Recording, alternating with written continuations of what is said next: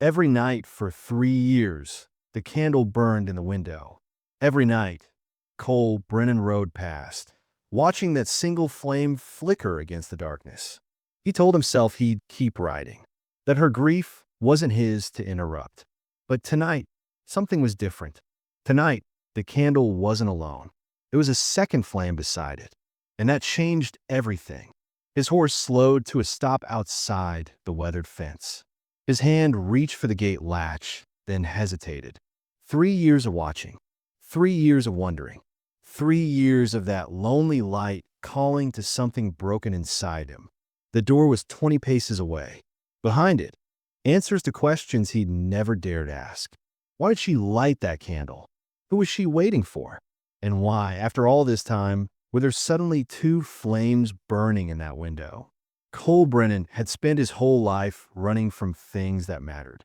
Tonight, he would finally knock. Inside the small farmhouse, Eleanor Walsh moved through her evening ritual with practiced hands. She struck the match and touched it to the wick. The first candle caught, its flame steady and sure. Her hands didn't shake anymore. They had the first 100 times, maybe the first 1,000 times, but not now. Now it was just something she did. Like breathing, like waking up, like getting through another day in a house that felt too big for one person. The candle sat in the window that faced the road, the same window, the same spot, every single night for 3 years. Some folks in town thought she was crazy. Some thought she was faithful. Eleanor had stopped caring what they thought a long time ago. She stood there for a moment, watching the flame dance in the glass. The sun had dropped below the hills, painting the Wyoming sky in shades of purple and gold. Soon it would be dark. Soon the only light for miles would be this one small candle in her window. She wrapped her shawl tighter around her shoulders. The house was cold. It was always cold now, even in summer. Cold in the way that has nothing to do with temperature and everything to do with emptiness. She turned back to the mantel and picked up a second candle.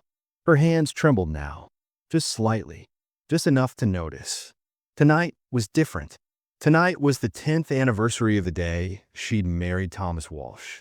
10 years, a whole decade, and he'd been gone for 3 of them. Eleanor lit the second candle and placed it beside the first. 2 flames now instead of one.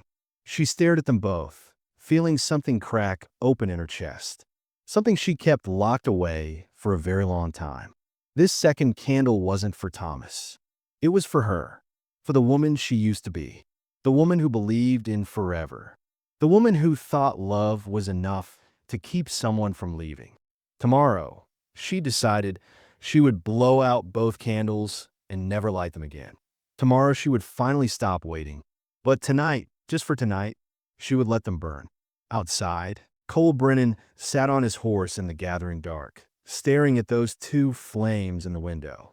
He'd been riding this same road for 2 years now, working ranches in the territory, moving from job to job like he always did. And every evening, right around sunset, he'd pass this little farmhouse and see that candle burning.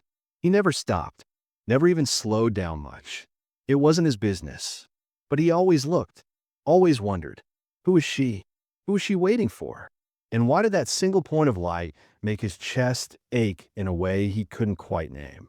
Cole was 38 years old, and he'd spent the last 7 years of his life moving, never staying anywhere longer than a season, never getting close to anyone, never letting himself think about what he'd lost or what he'd never have. It was easier that way, simpler, but something about that candle got under his skin. Maybe because he understood loneliness.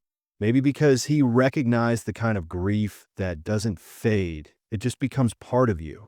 Or maybe because every time he saw that light, some small part of him wanted to stop, wanted to knock on that door, wanted to not be alone just for a little while. Tonight, though, there were 2 candles. His heart kicked hard against his ribs. 2 candles meant something. It had to. Was someone else there? Was she in danger? Or was this some kind of signal, some message he didn't understand? Cole dismounted slowly, his boots hitting the dusty ground. His horse, an old bay gelding named Rusty, didn't even look surprised. They'd slowed at this spot so many times over the past 2 years that Rusty probably expected it by now.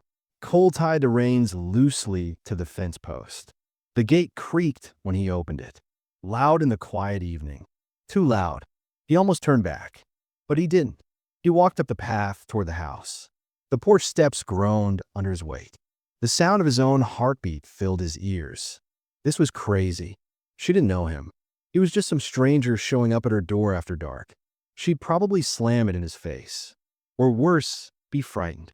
Cole raised his hand and knocked 3 times. Firm but not aggressive. Then he waited. For a long moment, nothing happened. He could hear movement inside. Footsteps. Someone walking toward the door. Then stopping. Then silence. She was standing on the other side of that door right now. He realized. Probably wondering who the hell was knocking. Probably scared. He was about to call out, to say something reassuring when the door opened. And there she stood. Eleanor Walsh. He'd never seen her up close before. Only from a distance. A shadow moving past the window or a figure in the yard. But now, standing just a few feet away, he could see her clearly. She was younger than he'd expected. Maybe mid-30s. Dark hair pulled back from her face. Eyes that were cautious but not afraid. She wore a simple dress and that shawl he'd seen hanging by the door. She looked tired, but she also looked strong. Stronger than someone carrying 3 years of grief should look. They stared at each other for what felt like a very long time. Cole opened his mouth to speak, to explain, to apologize for bothering her. But before he could say anything, she spoke first. Her voice was quiet but steady, and what she said stopped him cold. "You're the one who rides past every evening." It wasn't a question. It was a statement. She'd noticed him. All this time, he thought he was invisible, just another cowboy on the road. But she'd been watching too. Cole swallowed hard. "Yes, ma'am," he said. "I am." She nodded slowly, her eyes studying his face. Reading him, deciding something. Then she stepped back from the door just slightly. Just enough. "Would you like to come in?" she asked. Cole hesitated on the porch, his hat in his hands. Coming inside felt like crossing a line he couldn't uncross. But the way she looked at him, calm and certain, made him nod. "If it's not too much trouble, ma'am," he said. Eleanor stepped back further, opening the door wide. "It's no trouble," she replied. "And my name is Eleanor. Eleanor Walsh." He followed her inside, and the warmth of the house wrapped around him like a blanket. It smelled like soup and wood smoke and something else he couldn't quite name. Something that made him think of home, though he hadn't had one of those in a very long time. The inside of the house was simple but clean. A kitchen table sat near the window where the 2 candles burned. A stone fireplace filled one wall, a small fire crackling in the grate. Shelves lined with books and dishes. Everything had its place. Everything looked cared for. But there was a stillness to it all, like a house holding its breath. Eleanor moved to the stove and poured coffee from a dented pot into 2 tin cups. "Sit," she said, nodding toward the table. Cole sat, choosing the chair that faced away from the candles. He wasn't sure why. Maybe because looking at them made him feel like he was intruding on something private, something sacred. She set the coffee in front of him and took the seat across the table. The 2 candles burned between them on the windowsill, casting dancing shadows across her face. For a minute, neither of them spoke. Cole wrapped his hands around the cup, feeling the heat seep into his calloused palms. He'd worked outside all day, as he did every day, and the cold always settled deep in his bones by evening. The coffee helped, but it was more than that. It was sitting across from another person. It was not being alone. He'd forgotten what that felt like. "I saw the 2 candles tonight," Cole said finally, his voice rough from disuse. He didn't talk much these days. Didn't have reason to. Just wanted to make sure everything was all right. Eleanor's fingers traced the rim of her cup. She didn't look at him. She looked at the candles instead. "Everything's fine," she said softly. But the way she said it told him that wasn't quite true. Cole nodded, took a sip of his coffee. It was strong and bitter and exactly what he needed. He should probably thank her and leave. Let her get back to whatever she'd been doing. But he didn't move, and she didn't ask him to go. The silence stretched between them, but it wasn't uncomfortable. It was the kind of silence that happens when two people are deciding whether to say the things that matter or keep them locked away. Finally, Eleanor looked up at him, really looked at him. Her eyes were gray, he noticed, like storm clouds. "You want to know about the candles?" she said. It wasn't a question. Cole met her gaze and held it. "Only if you want to tell me," he replied. She smiled then, just barely. A sad smile that didn't quite reach her eyes. "My husband didn't die 3 years ago," she said quietly. He left. The words hung in the air between them. Cole didn't move, didn't react, just listened. Eleanor took a breath and continued. "Everyone in town thinks he died. I let them think it. It was easier than the truth. Easier than saying he walked out the door one morning and never came back. No note, no goodbye, nothing." Her voice was steady, but Cole could hear the pain underneath it. The kind of pain that's been there so long, it's become part of the foundation. "I started lighting the candle that first night," she went on. "Thought maybe he'd gotten lost. Thought maybe he was trying to find his way back and needed something to guide him home. One night became a week. A week became a month. A month became 3 years. Cole set his cup down carefully. "And tonight?" he asked. "Why 2 candles tonight?" Eleanor looked back at the flames. "Tonight would have been our 10th anniversary," she said. 10 years married. And I realized I've spent 3 of them waiting for someone who's not coming back. The second candle is for the woman I used to be. The one who believed in forever. I lit it so I could say goodbye to her." She paused, her throat working. "Tomorrow I was going to blow them both out and never light them again. Tomorrow I was going to stop waiting." Cole understood that. Understood it more than she could know. "That takes courage," he said. Eleanor shook her head. "It's not courage. It's just being tired. I'm tired of living in the past.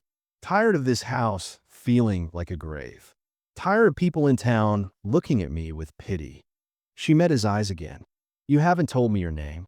He realized she was right. "Cole," he said. "Cole Brennan." She nodded. "And what brings you out this way, Cole Brennan? Besides checking on strange women and their candles." Despite everything, Cole almost smiled. "I work ranches whatever needs doing. Been working the Crawford place about 10 miles east. My route takes me past here every evening." He paused. "I've been riding past for about 2 years now. Always saw your candle burning. Always wondered." Eleanor tilted her head slightly. "But you never stopped before. Why tonight?" Cole looked down at his hands. "That was the question, wasn't it?" "The second candle," he said simply.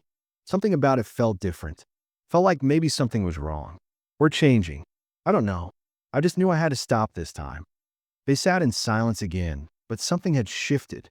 The air felt lighter somehow, like they both set something down that they'd been carrying for too long. Eleanor stood and went to the stove, ladling soup into 2 bowls. "You should eat," she said. "It's just vegetable soup, nothing fancy." "But it's hot." Cole started to protest, but his stomach growled, betraying him. He couldn't remember the last time someone had offered to feed him. Couldn't remember the last time he'd sat at a table with another person. "Thank you," he said. And he meant it for more than just the soup. They ate quietly, the only sounds the clink of spoons against bowls and the crackle of the fire. Outside, the wind had picked up. Cole could hear it whistling around the corners of the house. Could hear the first drops of rain starting to patter against the windows. A storm was rolling in. He needed to get moving soon, or he'd be riding through it. But something kept him in that chair. Something about the warmth of the house and the woman sitting across from him, and the way he didn't feel quite so hollow for the first time in years. When they finished eating, Eleanor collected the bowls and set them in the wash basin. She moved to the window and looked out at the darkening sky. Lightning flashed in the distance. "That storm's coming in fast," she observed. Cole stood, reaching for his hat. "I should get going. Don't want to get caught in it." But even as he said it, thunder rumbled close enough to rattle the windows. Rain began to fall in earnest, drumming hard against the roof. Eleanor turned to face him. "You can't ride in this," she said. "There's a barn out back." Or, she hesitated. "There's a guest room. It hasn't been used in years, but it's dry and warm." Cole's first instinct was to refuse. to thank her and head out anyway. That's what he always did. Never stayed. Never got comfortable. Never let himself need anything from anyone. But the storm outside was getting worse by the second. And if he was being honest with himself, he didn't want to leave. Not yet. The barn will be fine, he said. Eleanor shook her head. The barn leaks. The guest room has a bed and blankets. It's the practical choice. She said it matter-of-factly, like it was just common sense. Like it didn't mean anything. But they both knew it did. All right, Cole said finally. I appreciate it. I'll head out first thing in the morning. Eleanor showed him to a small room off the hallway. It had a narrow bed, a dresser, and a window that looked out over the dark fields. The room smelled like dust and disuse, but it was clean. There's blankets in the chest, she said. And if you need anything, just knock. Cole nodded. Thank you, Eleanor. For the coffee. For the food. For all of it. She looked at him for a long moment, something unreadable in her expression. You asked if I was all right earlier, she said quietly. I could ask you the same thing. A man doesn't ride past the same house every evening for 2 years without a reason. Cole felt something catch in his chest. She saw more than he'd thought, more than he was ready to admit. No, ma'am, he said softly. I suppose he doesn't. Eleanor nodded, like that was answer enough. Good night, Cole, she said. Good night, he replied. She turned and walked back down the hallway, her footsteps soft against the wooden floor. Cole stood in the doorway of the guest room, listening to her move around the house, listening to the storm outside. And for the first time in 7 years, he felt something stir inside him. Not quite hope, not yet, but something close.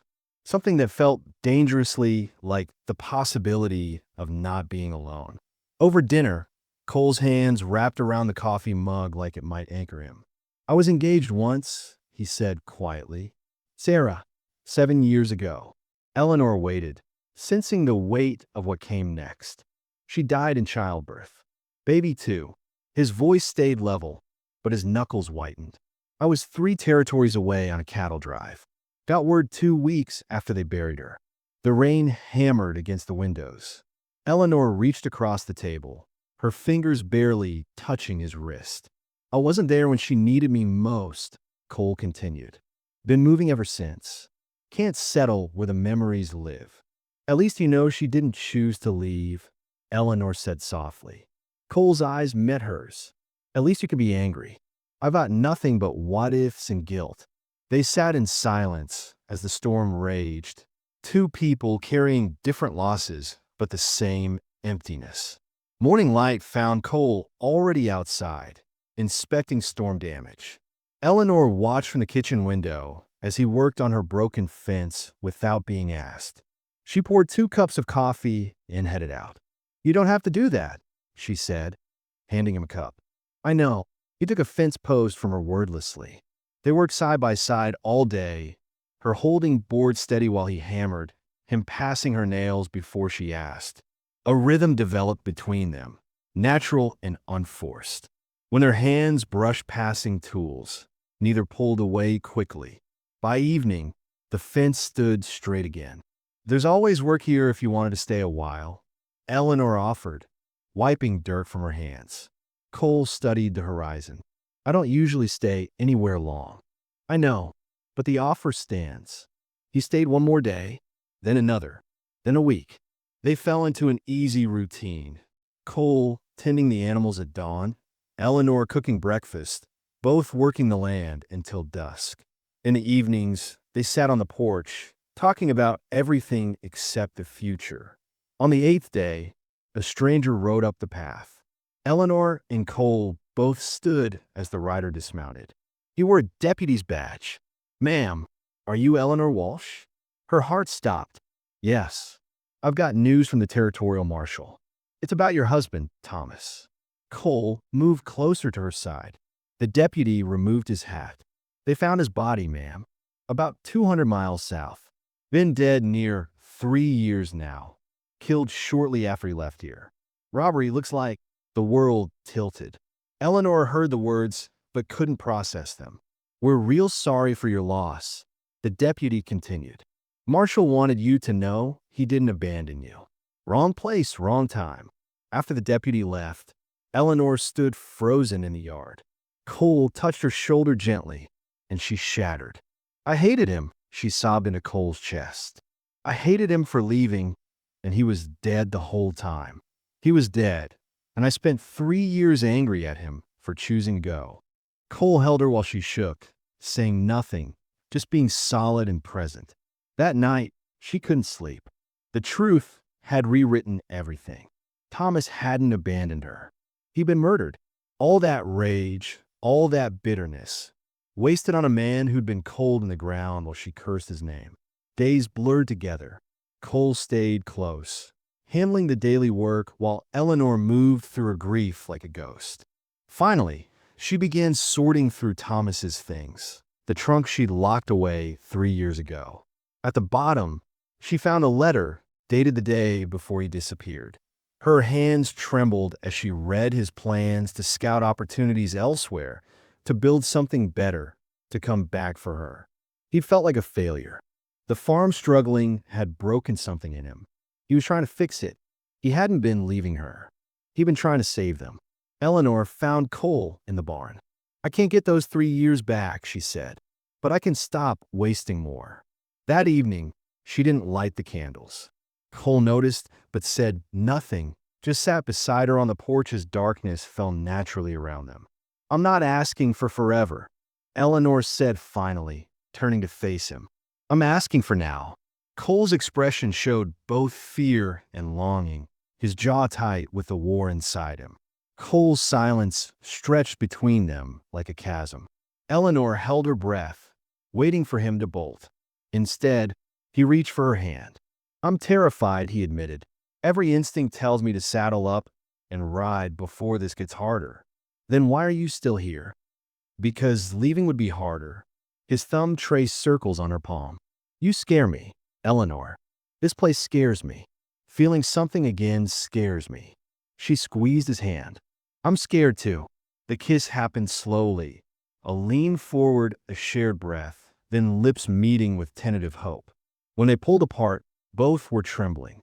Stay, she whispered. Not forever. Just stay. Cole nodded, unable to speak. The shift changed everything. Cole moved his belongings from the barn to the house properly. They stopped dancing around their attraction, stopped pretending the space between them wasn't charged with something neither could name. Town gossip intensified when Eleanor appeared at the general store wearing a blue dress instead of black. She ignored the whispers, met the stares head on.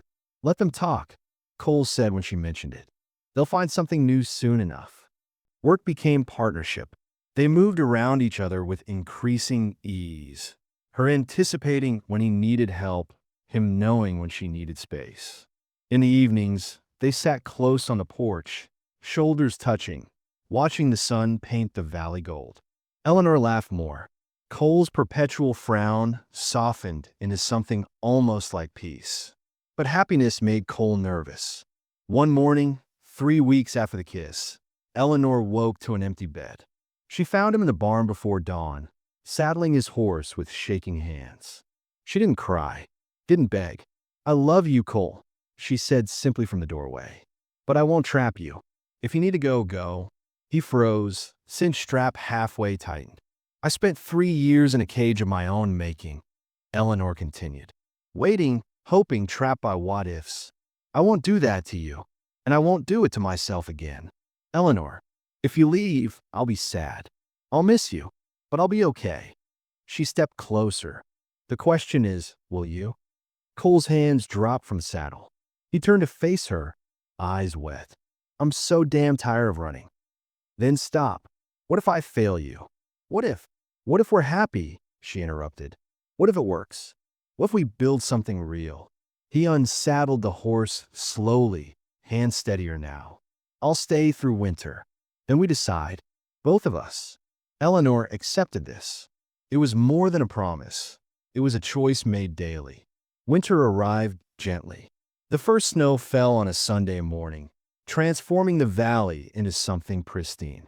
Eleanor stood at the window, watching Cole chop wood, and felt something unfamiliar, contentment without conditions. Christmas came. The first either had celebrated in years. Cole brought in a small pine tree. Eleanor found dusty decorations in the attic. They strung popcorn by the fire, laughing when half the kernels ended up in their mouths instead. On Christmas morning, Cole handed her a small wrap package. Inside were 3 new candles, white, elegant, simple. "Should I light them?" Eleanor asked, smiling. "Only if you want light," Cole said. "Not if you're waiting." She lit one candle and placed it in the window. They stood together, his arm around her waist, watching the flame dance. "For hope," she said. "For us," he added. Winter melted into spring. The farm transformed under their joint effort. New fences, cleared fields, a vegetable garden planted with Eleanor's careful hands. Cole built a new porch, each nail driven with purpose. They talked about the future now, expanding, maybe horses, possibly chickens. The word we came naturally. One evening in late April, Eleanor found Cole staring at the horizon with an expression she couldn't read. "Thinking about leaving?" she asked, though her heart didn't race with panic anymore. "Thinking about staying," he corrected. "Really staying, not just through a season." And he pulled her close. "And I want to, if you'll have me."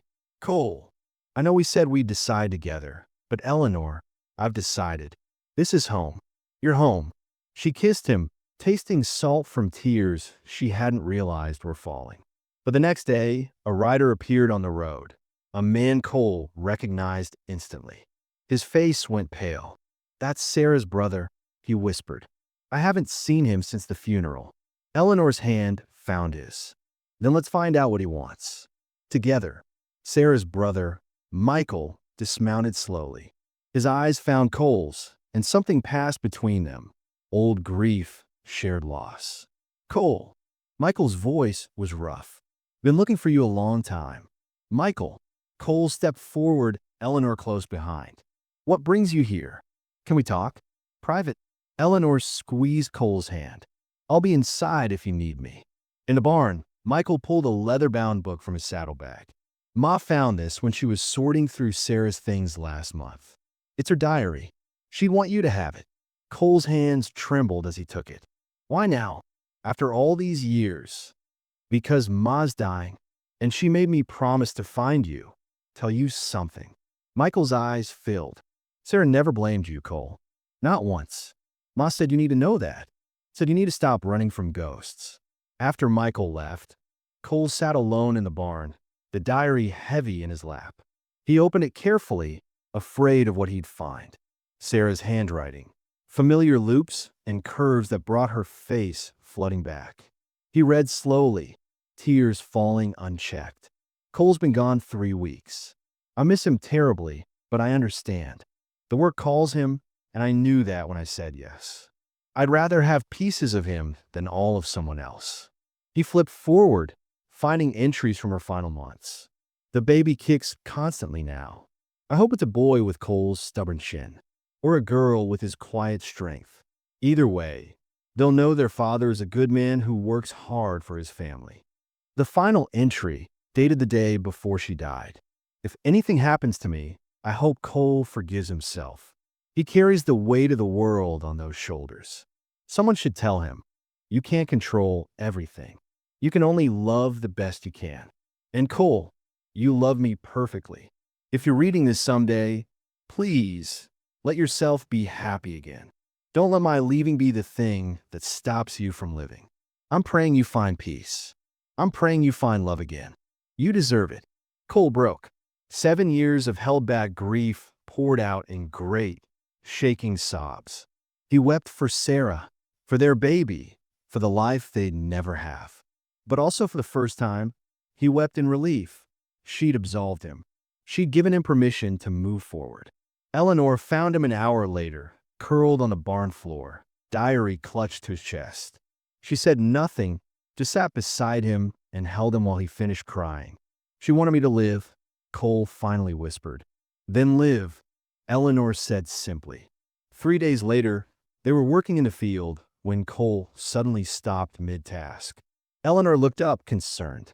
"Cole." He set down the shovel, turned to face her. "I'm not good at pretty words. Can't promise I won't get scared sometimes, or that old habits won't surface. Eleanor's breath caught. But I want to stay. Cole continued, stepping closer. Not just through spring, not till the work's done. I want to stay because this is home. Because you're home. He dropped to one knee in the dirt. No ring, nothing fancy. Eleanor Walsh, will you marry me? Tears streamed down her face. I don't need a ring. I just need you to be sure. I've never been more sure of anything in my life. She pulled him up, kissing him hard. Yes, 1,000 times yes. They stood in the field, holding each other, both crying and laughing at once. The wedding happened on a Sunday afternoon in June. The circuit preacher officiated in their front yard. Only a handful of neighbors attended. The ones who'd supported Eleanor through the dark years, who saw past gossip to truth. Eleanor wore a simple cream dress. Cole wore his best shirt, freshly pressed. No elaborate ceremony, no fuss. Just vows spoken with steady voices and complete conviction. I promise to stay, Cole said, even when it's hard. Especially when it's hard. I promise to let you, Eleanor replied. To trust this. To choose us every day. When the preacher pronounced them married, Cole kissed her like she was oxygen and he'd been drowning. That night, they sat on the porch as husband and wife, watching stars emerge. Think we'll be happy? Eleanor asked. Cole pulled her close. I think we already are. She nestled into his shoulder. Good, because I'm not letting you go. Wouldn't dream of leaving. He kissed her hair. This is exactly where I belong. In the window behind them, a single candle burned. Not for waiting, not for mourning. Just for light. Just for hope. The valley spread dark and peaceful below them. But here, on this porch, there was warmth. There was home. There was love that had survived loss and found its way through darkness. Eleanor's hand found Cole's. He squeezed gently. Neither was waiting anymore. They were home. 1 year after their wedding. Eleanor woke to find Cole already on the porch, coffee in hand, watching the sunrise paint the valley in shades of amber and rose. She wrapped a shawl around her shoulders and joined him, accepting the mug he'd poured for her without asking. Couldn't sleep? She asked. Didn't want to. He pulled her into his side. Wanted to see this. Remember it. The farm had transformed in their year together. New fences lined the property. A vegetable garden flourished where weeds once choked the earth. The barn stood freshly painted, and in the paddock, 3 horses grazed peacefully. Cole's new venture that was already showing promise. Hard to believe it's only been a year, Eleanor said. Feels like we've always been this. Cole kissed her temple. Best year of my life. Mine too. They sat in comfortable silence as the world woke around them. A hawk circled overhead. In the distance, a neighbor's rooster crowed. Life simple and sweet. That afternoon, Eleanor was kneading bread when she noticed Cole standing in the doorway. That look on his face, the one that meant he was working up courage to say something. What is it? She asked, dusting flour from her hands. I've been thinking. He stepped closer. About expanding. Maybe breeding horses seriously, not just keeping a few. That's wonderful. And maybe, he paused, vulnerability flickering across his features. Maybe building another room. Onto the house. Eleanor's heart skipped. Another room? A nursery. The word hung between them, heavy with meaning. If you wanted. No pressure. I know it's. She kissed him, silencing his nervous rambling. I want that, she whispered against his lips. I want everything with you. His arms tightened around her. You sure? Completely sure. She pulled back to look at him. Are you? After Sarah. Sarah would want this for me. For us. His voice was steady now. I'm not running from her memory anymore. I'm honoring it by living fully. Eleanor's eyes filled. Then yes. Let's build that room. Let's build our future. As autumn arrived, the nursery took shape. Cole worked on it every evening after the daily chores, measuring twice and cutting once with meticulous care. Eleanor sewed curtains and organized supplies, humming while she worked. The town had fully accepted them now. The whispers had died, replaced by nods of approval and genuine warmth. Eleanor was no longer the abandoned wife. Cole was no longer the mysterious drifter. They were simply the Thorntons, the couple on the hill who'd found each other in darkness. One evening in October, exactly 2 years after Cole first knocked on her door, Eleanor stood at the stove preparing supper. Cole came in from the barn, stomping mud from his boots. "Rider coming up the path," he announced. Eleanor tensed instinctively.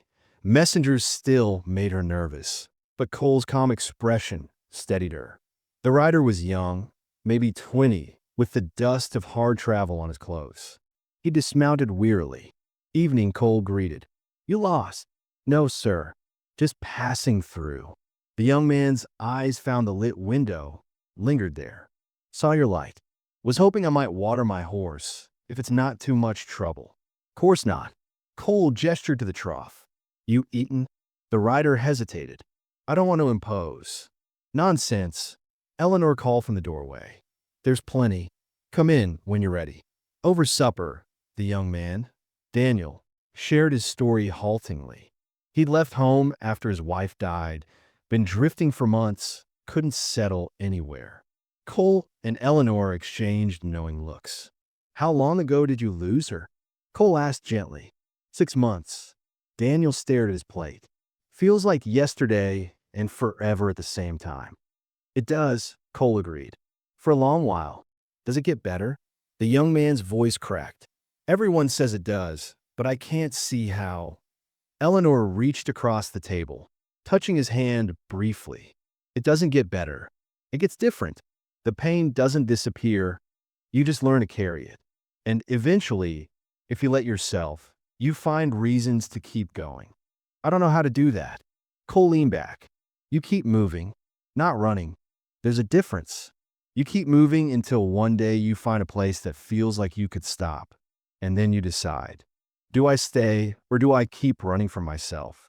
Daniel looked between them, something shifting in his expression. "That what you did?" "That's exactly what I did." Cole reached for Eleanor's hand. "Best decision I ever made was stopping." After Daniel left the next morning, with provisions Eleanor packed and directions to a ranch that was hiring, Eleanor and Cole stood on the porch watching him ride away. "Think he'll be all right?" Eleanor asked. "Eventually, if he lets himself." Cole wrapped his arms around her from behind. "Took me 7 years. Maybe he'll be smarter than I was." "You weren't dumb. You were hurt. Same thing sometimes." He rested his chin on her shoulder. "I'm glad I stopped here. Glad you let me in. I'm glad you knocked." She turned in his arms. "Best thing that ever happened to me was you seeing those 2 candles. You were always going to light them that night." "Yes. One for Thomas, one for the woman I'd been. I was going to blow them out the next morning, close that chapter. Instead, you got me on your doorstep. Instead, I got you." She kissed him softly. "My unexpected ending.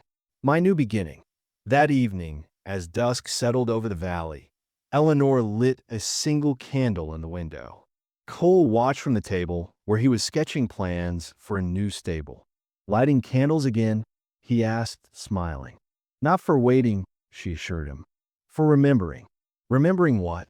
She came to sit beside him, the candle casting warm light across the room. "That darkness ends. That strangers knock on doors when you need them most. That second chances exist. That love finds its way, even through impossible odds." Cole pulled her onto his lap, holding her close. "Think that kid will find what we found?" "I hope so. Everyone deserves this. What we have. The peace we built."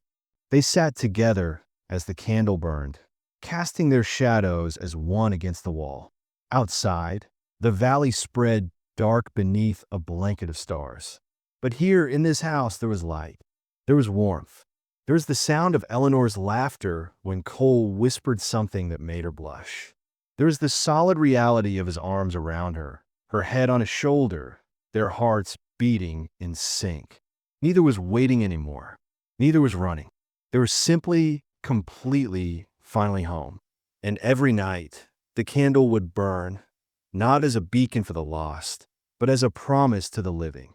Even the longest darkness eventually gives way to light.